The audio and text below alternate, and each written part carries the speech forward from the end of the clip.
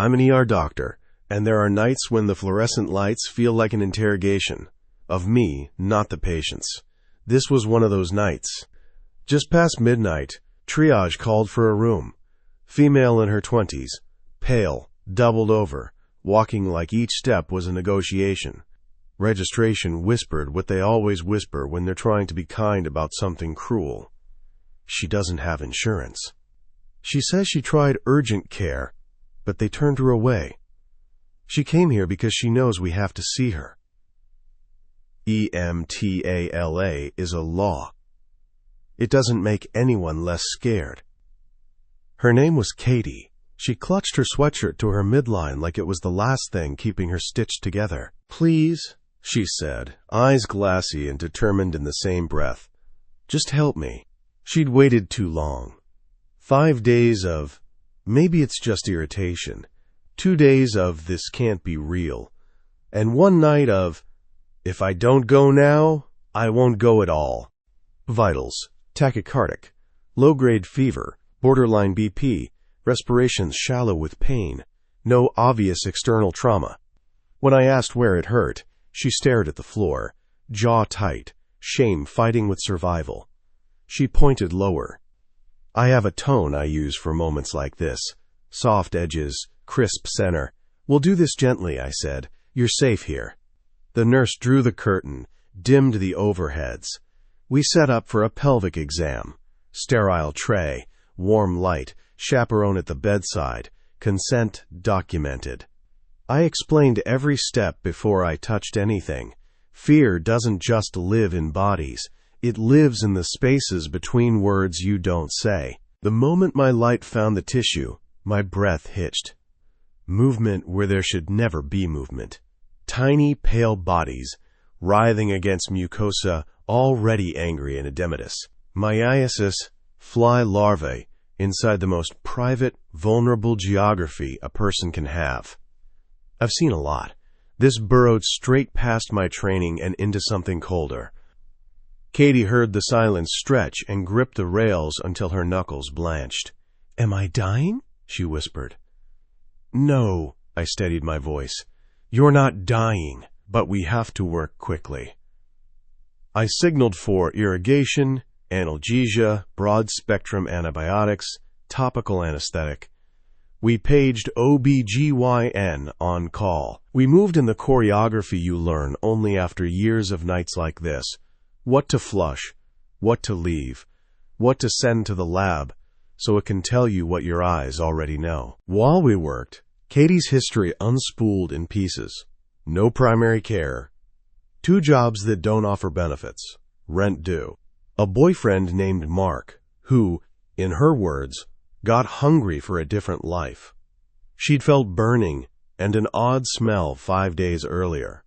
She'd washed and washed, the way people do when they think cleanliness can solve everything money and medicine don't touch. Then the crawling started. Infectious disease textbooks will give you mechanisms. Eggs laid on compromised tissue, rare in developed settings but not impossible, more likely with delayed care. Poor housing conditions, predators of opportunity.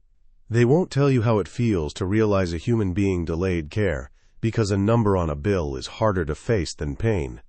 OB arrived, measured, kind, all business. We irrigated again, debrided necrotic bits, collected specimens for species identification, started an antiparasitic along with antibiotics per consult. We spoke low, like words themselves could startle the room. After, in the quieter hour that follows the worst of it, I pulled a chair close. "Katie, I'm going to ask some uncomfortable questions. Not to blame you, to protect you." She nodded, tears finally coming when the adrenaline had nothing left to hold on to. "Any assault?" I asked.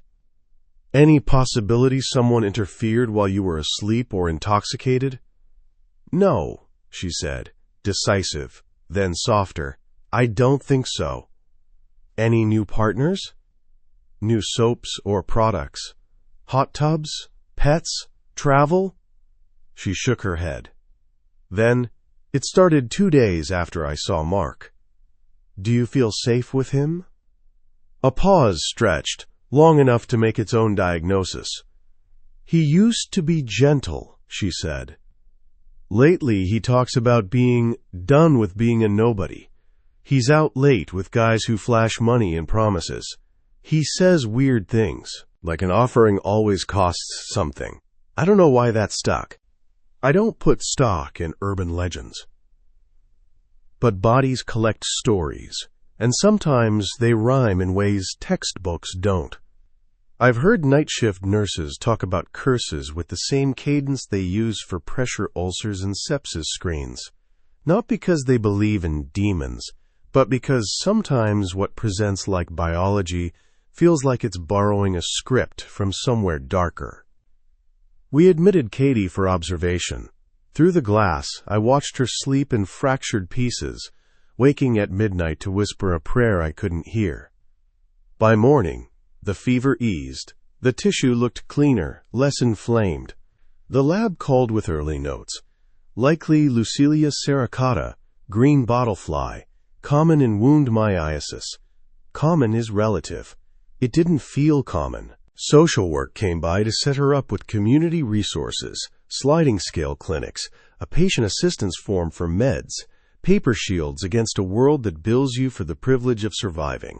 I stepped out to write orders and found Katie staring at her phone, thumb hovering. "Should I call him?" she asked. "Ask what he meant by offering?" I should have said no. We are not detectives.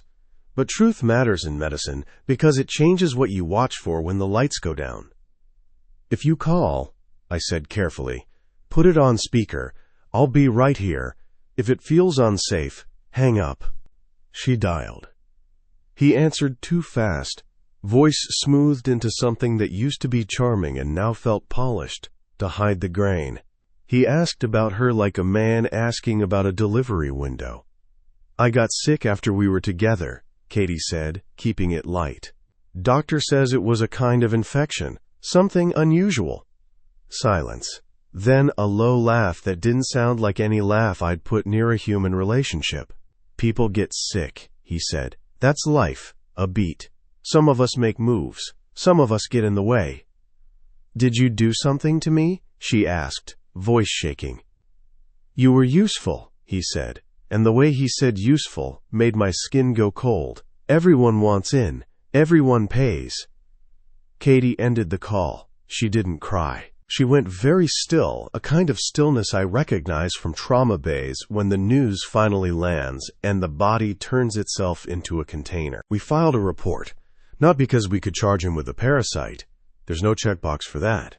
But because coercion can wear many costumes, and neglect is one of them. A detective took my statement. He didn't raise an eyebrow at offering. Cops hear different words than we do. They translate them into patterns. Over the next 48 hours, Katie improved. The larvae we'd removed didn't reappear. Cultures guided antibiotics. The swelling receded. Biology was doing what biology does when you give it a fighting chance. And still, at midnight, she opened a battered Bible a relative had dropped off and read aloud. Psalms I recognized from funerals, battle language wrapped around wounded hearts. The nurse on night said the room felt warmer when she finished. Nurses say a lot of things you can't code for and shouldn't ignore. On discharge day, she hugged me, the kind of grateful squeeze that says you believed me. We set her up with follow-up at a clinic that tries to be the net when the system drops people. She walked out upright, a different posture than the one she used to crawl through automatic doors. A week later, the detective called. They'd found Mark sitting on his apartment steps, clothes torn, pupils wide, mumbling in loops. No drugs on board, talk screen negative, no head trauma. Psych hold. The detective wouldn't repeat what Mark kept saying, only that it sounded, quote, like a deal that didn't deal back. Infectious disease finalized their report. Wound myiasis. Species identified, consistent with eggs laid on compromised skin. Mechanism unknown. Could larvae be introduced by someone maliciously? Rare, but not impossible. Could neglect plus heat plus exposure equal what we saw? Yes. Does any of that explain the phone call? Does any of that matter to a body that healed after midnight prayers it couldn't afford but offered anyway? People want me to pick a lane when I tell this story, science or something else. Here's what I can say without lying. A young woman delayed care because she had no insurance and feared the bill more than the pain. Biology took advantage, as it always does. Evidence-based treatment worked, and yet something in the edges of the case won't stop scratching at the door. Some nights when I leave the hospital, the air outside smells like hot concrete and bleach. On those nights, I remember Katie opening a book at midnight and the monitor settling into a steadier rhythm like machines can hear certain words. I remember a man saying useful like a prayer to the wrong God, and I remember how small the distance is between uninsured and unseen. You heard what I heard. You know what I know. So tell me, what do you think really happened here?